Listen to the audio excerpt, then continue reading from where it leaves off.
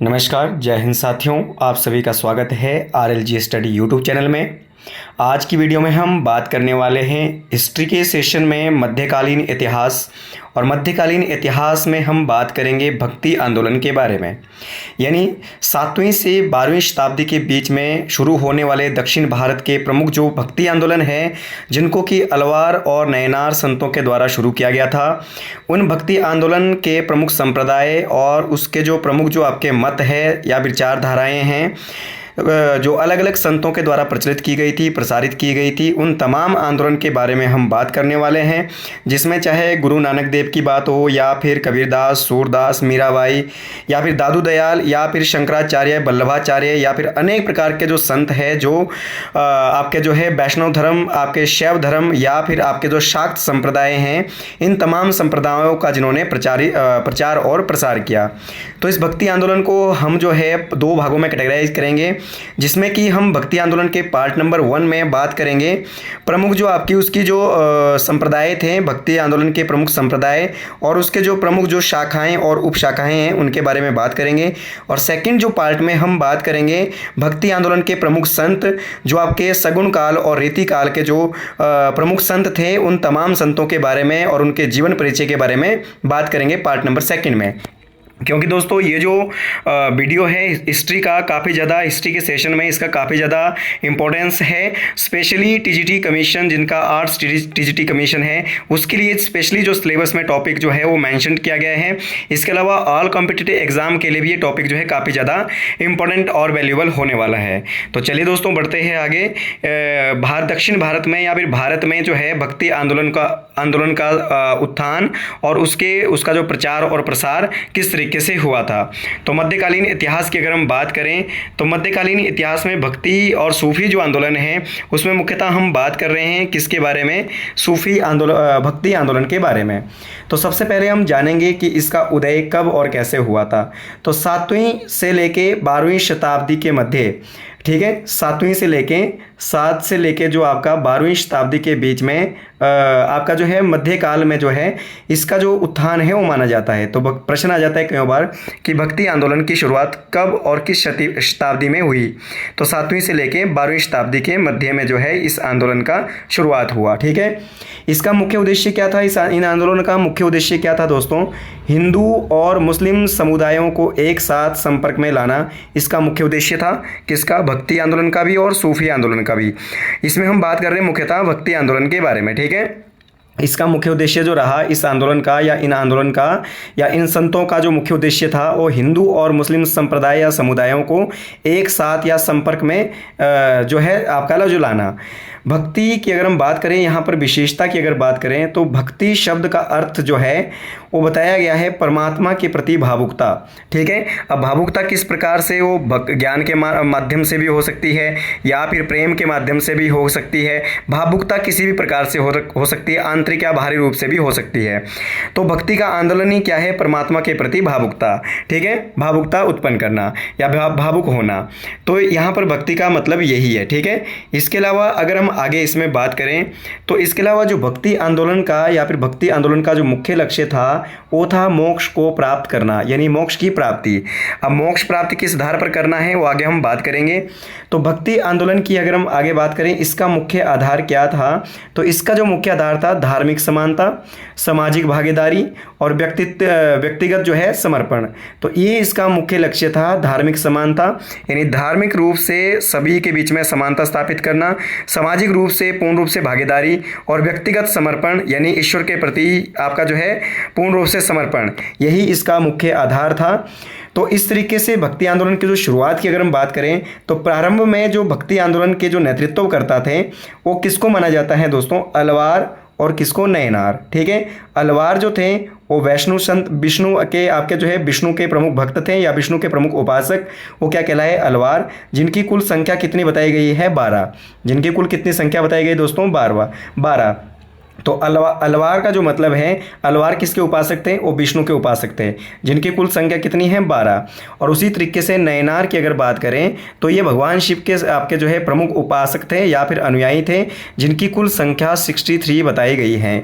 कितनी बताई गई है? 63। तो कईयों बार पूछा जाता है कि अलवार संतों की कुल संख्या कितनी थी? तो 12। और उसी तरीके से नयनार संतों की कुल संख्या कितनी थी? 63। कितनी थी दोस्तों? 63। ठीक है, नयनार किससे संबंधित थे? भगवान शिव के उपासक। और अलवार किससे रिलेटेड थे? ये थे भगवान विष्णु के उपासक। इसी के साथ अगर हम आगे बात करें तो अलवारों के बारे में हम सबसे पहले जो है बात करेंगे। ठीक है, तो अलवारों की अगर बात करें तो अलवारों में जो प्रमुख जो आपके जो 12 संत थे, उनमें से कईयों के नाम जो है यहाँ पर देखने को मिलते हैं। जैसे ये अलवार जो थे, ये उसमें जो प्रमुख संत थे, जैसे किस पे 12 कौन कौन से थे? जैसे भूत योगी, सरयोगी या फिर आपका जो है पोएगई भी इनको कहा जाता है, महायोगी यानी पय, भक्तिसार यानी तिरुमंगई। इस तरीके से जो है कईयों सारे संत इसमें थे। प्रकांश मुनि, ठीक है, या फिर आपका जो है मधुर कवि, ठीक है, कुलशेखर, और आपका जो है विष्णु चरित या भक्ति घृरेणु, और आपका जो है योगी बहा, ठीक है, तिरुतपान, और आपका जो है गोंदा या फिर गोदा, ठीक है, गोदा या अंडाला। ये दोस्तों ये जो आपके 12 जो प्रमुख अलवार थे, इन 12 अलवारों में से प्रमुख जो ये अलवार संत है, ये उनके प्रमुख नाम हैं। ये तमिलनाडु में इस प्रकार से इनको जाना जाता था, तमिल भाषा में इनके नाम है। भूत योगी, सर योगी, महायोगी, भक्तिसार, पराकांश मुनि, ठीक है, मधुर कवि, कुलशेखर, विष्णु चरित। इस तरीके से जो है आपका योगी बहा, तिरुतपान या फिर अंडाला या गोदा, ये इनमें से जो अलवार संत थी महिला, ये आपकी वोमेन थी। ठीक है, ध्यान रखना, कईयों बारी पूछा जाता है कि 12 अलवार संतों में प्रमुख जो अलवार संत महिला है कौन थी? गोदा या फिर अंडाला। ठीक है, तो गोदा अंडाला के बारे में अगर बात करें तो एकमात्र महिला संत थी। इन्होंने अपने साहित्य में कृष्ण कथा का वर्णन किया है या फिर जो है कृष्ण भक्ति का जो है इन्होंने वर्णन किया है अपने साहित्यों में। ठीक है, तो एक भगवान कृष्ण की क्या थी? प्रमुख उपासक थी, या फिर भगवान कृष्ण की कथाओं का प्रचार करने वाली प्रमुख जो है अलवार संत थी। क्लियर। सबसे प्रसिद्ध अलवार संत की अगर बात करें, इन 12 अलवार संतों में सबसे जो प्रमुख संत है अलवार जो संत हैं कौन कौन से? पोएगई, पेडई और पेय। ठीक है, तो हमने यहाँ पर ये बात कर ली है ऊपर। इन 12 संतों में से जो 12 अलवार है, उनमें से प्रमुख जो अलवार संत थे वो थे पोएगई, पेडई या फिर पेय। ये जो 3 जो संत है प्रमुख जो अलवार संत है प्रमुख माना जाता है। इनके जो निवास है, ये कहाँ पर निवास करते थे दोस्तों? क्रमशः जो इनका जो निवास माना जाता है कांची, मलई या मलायापुरम। ठीक है, मलायापुरम में इनका निवास माना जाता है। थोड़ा इनकी लैंग्वेज थोड़ी डिफ़िकल्ट है यहाँ पर, ठीक है, क्योंकि इनको याद रखना काफ़ी ज़्यादा डिफ़िकल्ट है। परंतु यहाँ पर जो है आपने अगर एक बार इसको जो है कम्प्लीटली जो है अगर आपने वीडियो को देख लिया है तो आई थिंक आपका जो है एग्ज़ाम में अगर यहाँ से क्वेश्चन आता है तो लगभग जो है 80% जो है आप जो है इसको सही करने के चांस यहाँ पर बढ़ जाते हैं, क्योंकि यहाँ से जो है काफ़ी ज़्यादा क्वेश्चन आपके पूछे जाते हैं डिफ़िकल्ट। बहुत सारे एस्पिरेंट्स इसको छोड़ भी देते हैं एग्ज़ाम के अंदर कि आपने ये जो काफ़ी डिफ़िकल्ट है इसी कारण से। ऐसा नहीं, इतना भी डिफ़िकल्ट नहीं है दोस्तों, क्योंकि अगर इसको ध्यान से पढ़ते हैं या ध्यान से देखते हैं तो फिर ऐसा भी नहीं है कि आप इसको याद रखना बड़ा डिफ़िकल्ट है।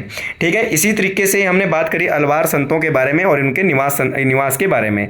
तो 12 अलवार जो संत है उनमें हमने भूत योगी ध्यान रखना है, महायोगी, भक्तिसार। ठीक है, तो कई बार इनमें से पूछा जाता है कि भक्ति घृरेणु जो है संत जो थे वो किस प्रकार के उपासक थे? तो कौन से? तो भक्ति घृरेणु की अगर हम बात करें तो किस प्रकार के थे? ये अलवार संत थे। ये कैसे थे? अलवार के 12 संतों में से एक थे। ठीक है, गोदा अंडाला अगर हम बात करें इसकी तो ये क्या थी? महिला अलवार संत थी। तो जो कि आपकी भगवान कृष्ण की जो कथा का जिन्होंने वर्णन किया है। ठीक है, इसी के साथ अगर हम बात करें नयनार संतों की जैसे कि मैंने आपको बताया कि इनकी जो कुल संख्या थी वो 63 संत थे। कुल टोटल कितने थे? 63। ठीक है, अब 63 के याद रखना बड़े आपका जो है काफ़ी ज़्यादा डिफिकल्ट है,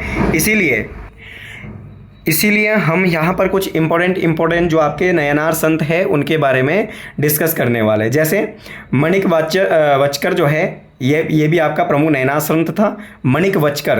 दूसरा था अपार। ठीक है, दूसरा था अपार, तिरुज्ञान, तिरुज्ञान और तीसरा था आपका जो है सुंदर मूर्ति। तीसरा कौन था? सुंदर मूर्ति। तो ये 3-4 जो है आपके नयनार संत भी आपने ध्यान रख लेने। मणिक आपका जो है बचकर, दूसरा अपार, तीसरा आपका तिरुज्ञान और सुंदर मूर्ति। ये जो सारे के सारे जो है 63 संतों में से एक थे। ठीक है, तो ये भी आपने ध्यान रख लेना है। इन सभी के भक्ति गीतों को जो है नयनार संत जो है, जितने भी नयनार संत हैं, इन सभी के द्वारा जितने भी भक्ति गीत जो है लिखे गए, उनको किस में संकलित किया गया है दोस्तों? देवारम में। किसको? देवारम। कईयों बारी क्वेश्चन आ जाता है कि देवारम क्या है। देवारम क्या है? जिसमें नयनार संतों के भक्ति गीतों को संकलित किया गया है, उसे देवारम कहा जाता है।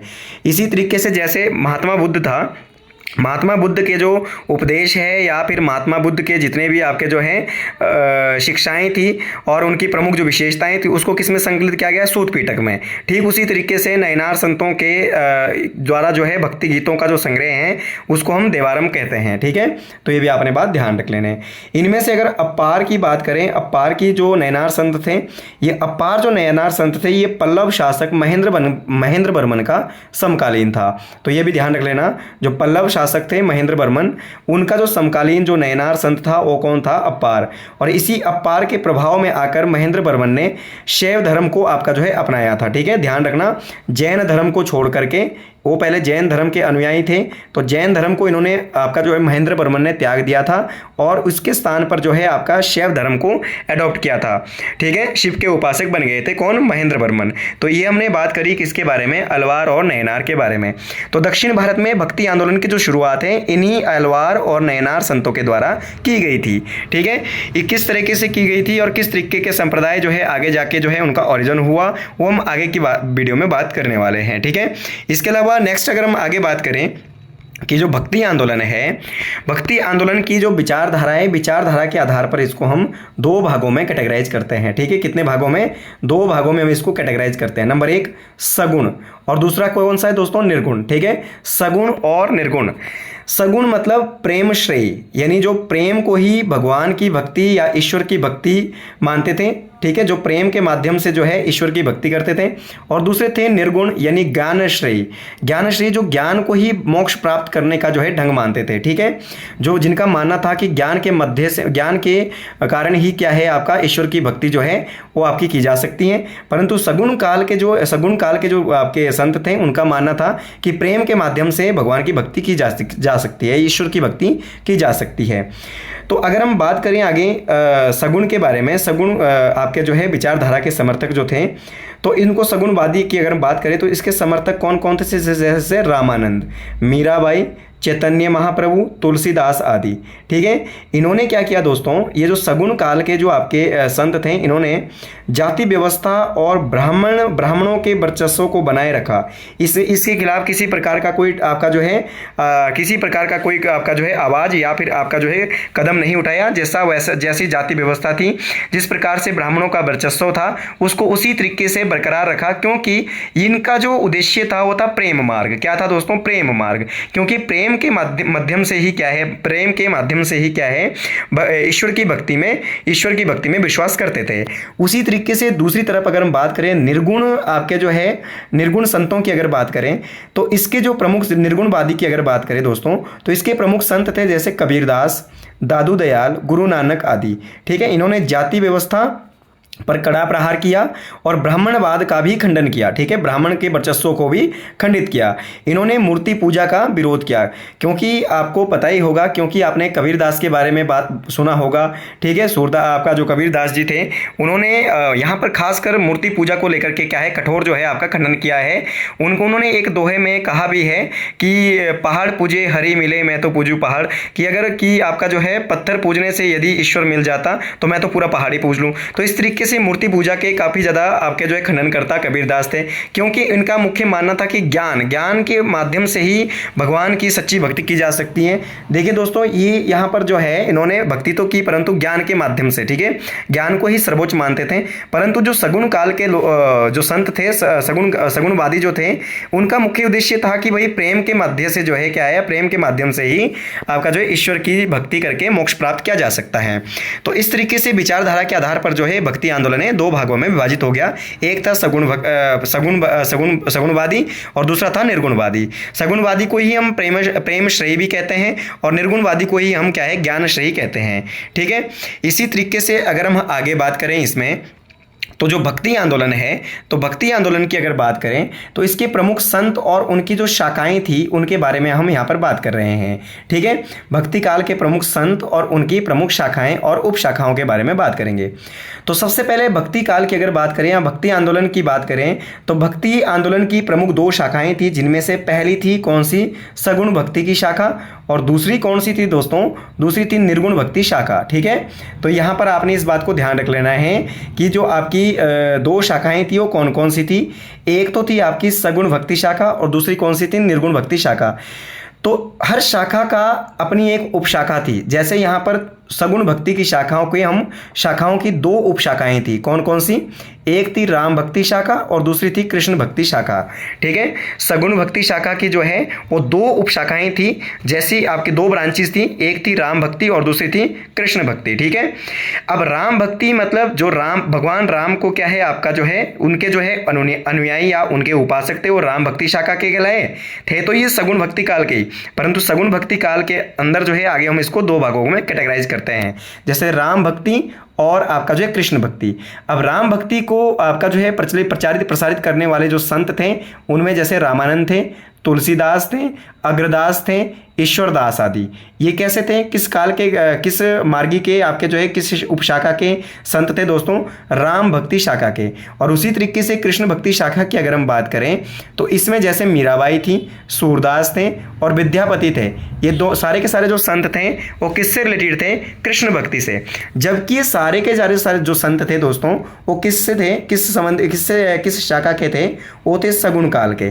किसके थे दोस्तों, सगुण काल के। ठीक है, ये प्रेम मार्गी थे सारे के सारे, आप दूसरे शब्दों में इनको प्रेम मार्गी भी कह सकते हैं। ठीक है, उसी तरीके से दूसरी तरफ से अगर हम बात करें यहाँ पर निर्गुण भक्ति शाखा की, तो निर्गुण जो भक्ति शाखा है उसमें अगर हम मुख्यतः बात करें इसकी जो उप शाखाओं की, तो इसकी भी दो उप शाखाएं हैं। एक का नाम है प्रेम मार्गी और दूसरे का नाम है ज्ञान मार्गी। ठीक है, तो प्रेम मार्गी में अगर हम देखें तो जैसे जायसी थे, मुल्ला दाऊद थे, दामोदर कवि थे, ठीक है, और आपका जो है कुत्तुबन थे। तो ये सारे के सारे किस शाखा के थे, प्रेम मार्गी। और दूसरी तरफ से ज्ञान मार्गी की अगर हम बात करें तो ज्ञान मार्गी में जो थे वो कबीरदास, रविदास यानी रैदास भी इनको कहते हैं, रविदास, धर्मदास, गुरु नानक, मूलक दास और दादू दयाल, ये किसके थे दोस्तों, ज्ञान मार्गी शाखा के।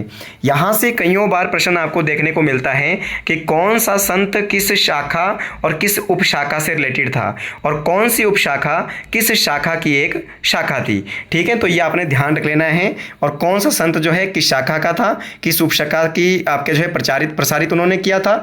इस तरीके से यहाँ से जो है काफ़ी ज़्यादा जो क्वेश्चन है एग्जाम के अंदर देखने को मिलते हैं। आई होप आपको वीडियो पसंद आई होगी, और अगर आपको वीडियो पसंद आई है तो चैनल को जरूर लाइक कर लीजिएगा, सब्सक्राइब कर लीजिएगा और वीडियो को ज़्यादा से ज़्यादा दोस्तों शेयर कर लीजिएगा। ठीक है, क्योंकि आने वाले ऑल कॉम्पिटिटिव एग्जाम में हिस्ट्री के इस सेशन से जो है ये आपके लिए काफ़ी ज़्यादा इंपॉर्टेंट और वैल्यूएबल होने वाला है दोस्तों। इसी के साथ अगर हम आगे बात करें तो आगे अगर हम देखें तो भक्ति काल के प्रमुख संप्रदाय थे दोस्तों, और उसके कईयों सारे संस्थापक भी थे। जो भक्ति आंदोलन है, भक्ति काल में जो भक्ति आंदोलन है वो अलग अलग संप्रदायों में विभाजित हो गया था, और उसको जो है अलग अलग संस्थापकों के द्वारा अलग अलग आपके जो है संप्रदाय स्थापित किए गए थे। तो यहाँ हम बात कर रहे हैं संप्रदायों की। ठीक है, इस तरीके से यहाँ पर, और इस तरीके से उस संप्रदाय का संस्थापक कौन था, ठीक है, फाउंडर की स्थापना किसने करी थी, और आपका जो है कौन सा मत जो है, कौन सी विचारधारा उसने जो है प्रतिपादित की, और किस काल में ये संप्रदाय क्या है प्रसारित हुआ। तो इसमें अगर हम बात करें सबसे पहले अगर हम बात करें यहाँ पर, तो सबसे पहले है स्मृति संप्रदाय। तो स्मृति संप्रदाय की संस्थापक कौन थे, शंकराचार्य। कौन थे दोस्तों, शंकराचार्य। स्मृति संप्रदाय के कौन थे, शंकराचार्य। और ये कौन सी विचारधारा के प्रवर्तक थे? अद्वैतवाद। कौन से? अद्वैतवाद के क्या थे? ये समर्थक थे। और ये जो आपका संप्रदाय जो था और जो ये विचारधारा है कौन सी शताब्दी में प्रसारित हुई? उदय हुई 8वीं से 9वीं शताब्दी के मध्य में, 8वीं से लेके 9वीं शताब्दी के मध्य में। दूसरी अगर हम बात करें दूसरे संप्रदाय की तो श्री संप्रदाय। तो श्री संप्रदाय के संस्थापक कौन थे दोस्तों? रामानुज। कौन थे? रामानुज। ठीक है। और रामानुज जो थे इन्होंने कौन सी विचारधारा या कौन से मत को जो है प्रतिपादित किया? विशिष्टता द्वैत को। किसको? विशिष्टता द्वैत को इन्होंने प्रतिपादित किया। और इसका जो प्रचलन बढ़ा था दोस्तों वो 12वीं शताब्दी में बढ़ा था। ठीक है। कौन सी? 12वीं शताब्दी में ये प्रसारित हुआ था। इसी के साथ अगर हम अगला संप्रदाय की बात करें तो अगला जो संप्रदाय है हमारे पास वो कौन सा है? ब्रह्म संप्रदाय। कौन सा है दोस्तों? ब्रह्म संप्रदाय यहाँ पर। ठीक है। ब्रह्म संप्रदाय की जो स्थापना की थी वो माधवाचार्य के द्वारा की थी। ठीक है। माधवाचार्य के द्वारा की गई थी। और माधवाचार्य को दूसरे शब्दों में आनंद तीर्थ के नाम से भी जाना जाता है। आनंद तीर्थ के नाम से किस जो है आपका भक्ति काल के संत को जाना जाता है? वो जाना जाता है माधवाचार्य को। और माधवाचार्य के द्वारा कौन सी विचारधारा को प्रसारित किया गया था? वो था द्वैततावाद। ठीक है। या फिर द्वैतवाद। ठीक है। द्वैतवाद जो विचारधारा के इन्होंने आपका जो है आपका समर्थन करके उसको प्रसारित किया था। और ये जो विचारधारा है कब आपकी जो है ओरिजिन आपका इसका माना जाता है या प्रसारित हुई? 12वीं से 13वीं शताब्दी के बीच में। क्लियर। इसी के साथ अगर हम आगे बात करें सनक संप्रदाय, तो सनक जो संप्रदाय था इसके जो प्रमुख जो आपके संस्थापक थे निम्बार्काचार्य। ठीक है। कौन थे? निम्बार्काचार्य। और ये जो है इन्होंने कौन सी विचारधारा को जो है आपका समर्थन किया या कौन सी विचारधारा को जो है इसके कौन सी विचारधारा के ये प्रवर्तक थे? द्वैतवाद। ठीक है। द्वैतवाद। ठीक है।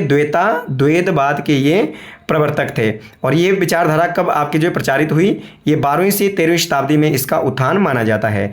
इसी के साथ अगला जो संप्रदाय है रुद्र संप्रदाय। तो रुद्र जो संप्रदाय थे इनके जो संस्थापक थे वल्लभाचार्य या फिर विष्णु स्वामी। वल्लभाचार्य और विष्णु स्वामी इसके क्या थे? संस्थापक थे।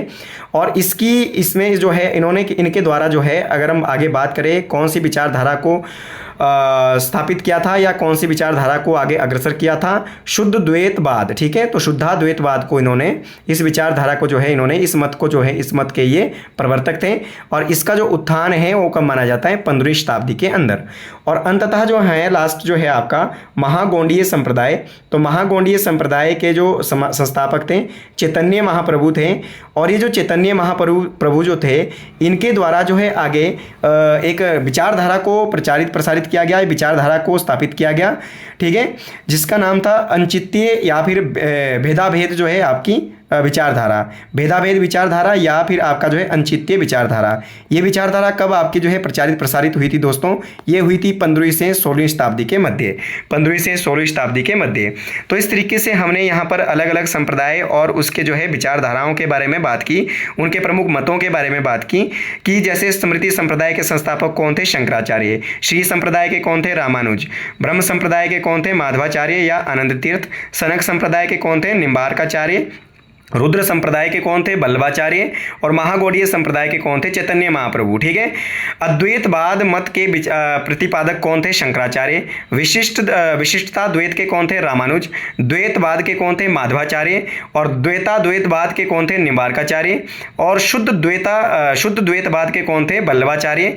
और अनचित्तीय या फिर भेदाभेद जो आपकी विचारधारा या मत के जो प्रतिपादक थे वो कौन थे? चैतन्य महाप्रभु। और कौन सी जो विचारधारा है और कौन सा जो संप्रदाय किस काल में प्रचारित और प्रसारित हुआ इसके बारे में हम डिटेल से यहाँ पर बात कर चुके हैं। आगे हम बात करेंगे इन जितने भी आपके जो भक्ति आंदोलन थे इसके जो प्रमुख संत थे, चाहे वो भक्ति काल के थे, चाहे वो रीति काल के थे, चाहे वो सगुणवादी थे, चाहे वो निर्गुणवादी थे, उन तमाम को लेकर के जो है हम अगली पार्ट नंबर 2 में बात करेंगे। उनकी प्रमुख विशेषताओं के बारे में, उनके महत्वपूर्ण जो है आपके योगदान के बारे में, किस तरीके से जो उन्होंने भक्ति आंदोलन को जो है आपका प्रसारित किया था दक्षिण भारत से उत्तर भारत में जो है इस आंदोलन को प्रसारित करके संपूर्ण भारत में इसको प्रचार किया था। तो इसी के साथ दोस्तों आई होप आपको वीडियो पसंद आई होगी। और अगर आपको वीडियो पसंद आई है तो चैनल को लाइक कर लीजिएगा, सब्सक्राइब कर लीजिएगा और ज़्यादा से ज़्यादा वीडियो को शेयर कर लीजिएगा। जल्दी ही अगले जो पार्ट नंबर 2 में हम प्रमुख जो भक्ति काल के प्रमुख संत हैं उनके साथ जो है मिलेंगे अगली वीडियो में। इसी के साथ जय हिंद, जय भारत, जय हिमाचल।